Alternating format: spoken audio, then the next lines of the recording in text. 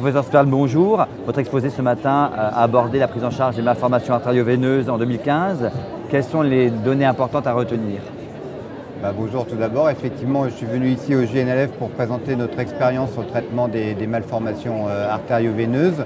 Donc la stratégie à l'heure actuelle, elle est multidisciplinaire. D'une part, on ne traite pratiquement plus que des malformations artério-veineuses révélées par des hémorragies cérébrales, qui sont des indications à traiter pour supprimer le risque hémorragique. Les indications de traitement de malformations non rompues est extrêmement anecdotique. On peut envisager des traitements partiels, en particulier lorsqu'il y a des anévrismes à l'intérieur du nidus ou des anévrismes, des anévrismes sur les veines de drainage. Donc il y a quelques rares indications de malformations artério-veineuses non rompues. Donc à l'heure actuelle, la plupart des équipes se concentrent sur le traitement des malformations artério-veineuses rompues.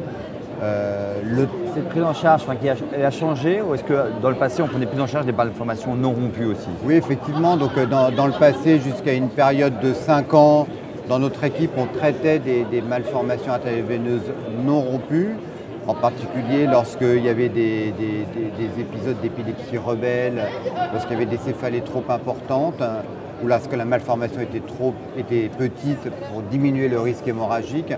On s'était nous-mêmes rendu compte qu'à l'analyse de nos résultats, probablement qu'on avait un risque même faible, mais plus élevé que l'histoire naturelle de la maladie. Donc on a arrêté de traiter ces malformations depuis les années 2010-2011. Et ça a été corroboré par l'étude Aruba qui a été présentée et publiée dans le Lancet il y a un an et demi, en novembre 2013, qui a parfaitement montré que l'histoire naturelle des MAV non rompues était en faveur du non-traitement que de leur traitement, quelles que soient les modalités du traitement.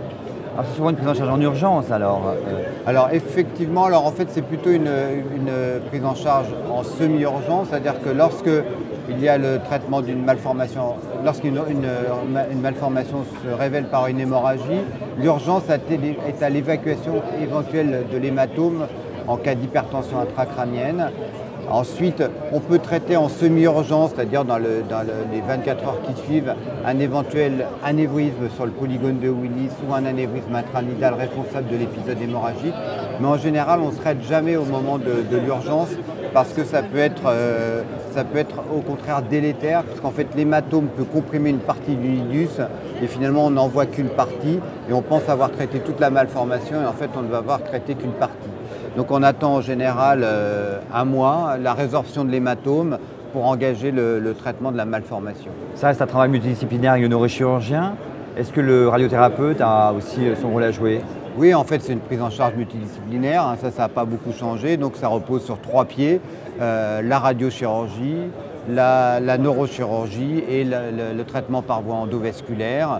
Grosso modo, à l'heure actuelle, en Europe et en Amérique du Nord, c'est toujours un traitement par voie endovasculaire qui est débuté dans la majorité des cas, qui en général parvient à guérir par embolisation seule à peu près 60% des patients. Et sinon, on les rend compatibles à une autre modalité du traitement, soit la chirurgie, soit la radiochirurgie. On peut envisager de traiter par radiochirurgie. La radiochirurgie a pour seul inconvénient, d'une part, de s'adresser qu'à des malformations de petite taille et d'autre part, elle a un délai d'action, parce que vous le savez qu'elle n'a un effet qu'au bout de 2 ou 3 ans.